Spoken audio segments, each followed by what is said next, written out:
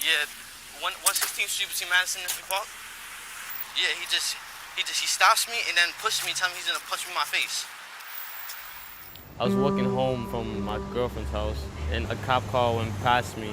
A couple of seconds later, I heard the car turn around, and they just popped out. They just all jumped out the car.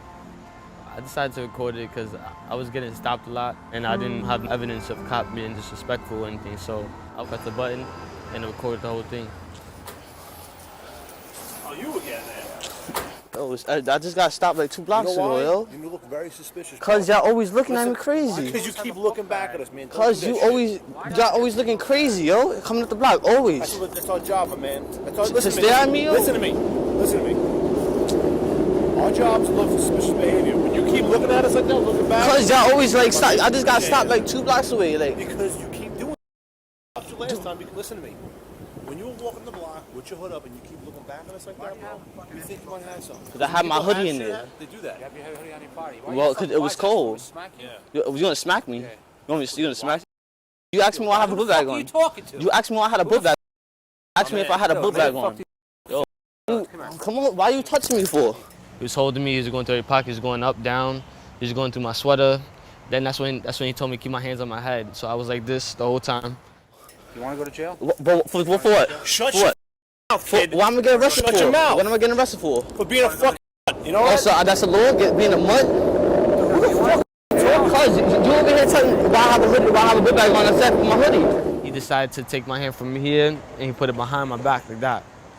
Why you putting it on my arm way back here? Shut your fucking mouth. You asking me questions. Were you a fucking at one point? I was, and because that stopped me. You always stop me for no reason. You want somebody talking to you? Why you pushing? Break your fucking.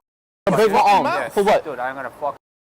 Who's your father? He's gonna punch me in my face? Where? He's not gonna answer. He don't got a phone. You're in traffic? Nope. Yup. It's a traffic cop. Yup. Figures. Don't touch me. Okay, he's a traffic. Why you push me out for? You fucking out for? Why they holding me? The sergeant's holding me like this. He's like, I'm gonna break your arm. I'm like, why you? I'm like, you're gonna break my arm. He's like, yeah, and I'm gonna punch you in the face. I was like, you're gonna punch me in the face? And he's like, yeah. He's like, and then I'm gonna arrest you. I'm like, arrest me for what? And he's like, for being a mutt. So he grabbed me by my book bag and he started pushing me down. So I'm going backwards like down the hill. And he just kept pushing me and pushing me. It looked like he was gonna hit me.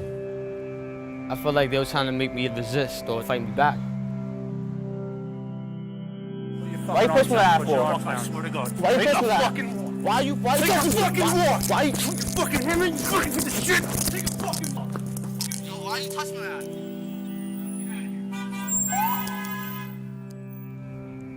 I'm mad just hearing that. Like, not many words really like could describe that. It's just disturbing.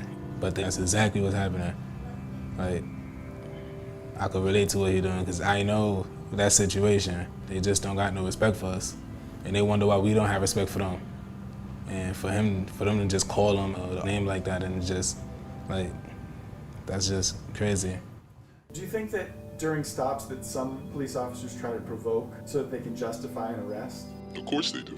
A lot of police officers be trying to set civilians off, and then once they start talking, start cursing, they can lock them up for anything. There was 2 minorities leaning against the wall. They weren't doing anything, and my sergeant ordered me to write them blocking pedestrian traffic.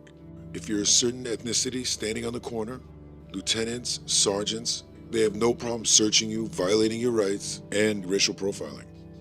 There was one statement that the sergeant said about what he used to do. He used to stop a guy walking down the street with baggy pants and his underwear hanging out, and he'd just stop him. He says, I know he's probably up to nothing, but I just stop him anyway just to get a 250. It's this one cop that everybody in the neighborhood know. Stopped us like 3 times already. Like, he was like, nah, come here. So they got out the car. They threw my friend on the car. I'm still walking. He spun me around and punched me in my stomach. Started just patting us down, and they just left us there. This goes all the way up to commissioner's office. I'd say even the mayor's office, where they're trying to be proactive and say, look, we're stopping people, we're getting drugs and guns off the streets. But it's not. I think it's of the 600,000 people that were stopped last year, only 1% of those that were stopped were carrying weapons.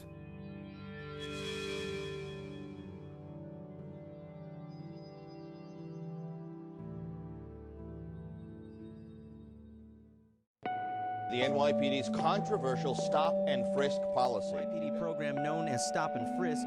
Also, last year, New York police officers stopped and interrogated people nearly 686,000 times. Today that a lawsuit raises serious questions about quotas, racial profiling, and constitutional rights. The public isn't aware of what's happening, but everything is being looked at as far as numbers, and it's a numbers game. Okay, what did you get last year? Well, you have to match it and give me more this year.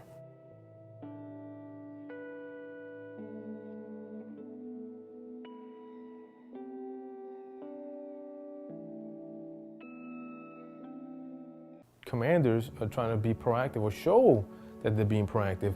And here you have a system where people are told, get those numbers to where they should be and you're gonna get your promotion. The commanding officer wants to become a deputy inspector. The executive officer wants to become a commanding officer. If you do well by keeping the arrests up and the summonses up, you will be promoted to the next rank. So they put pressure on the police officers to generate numbers and arrests.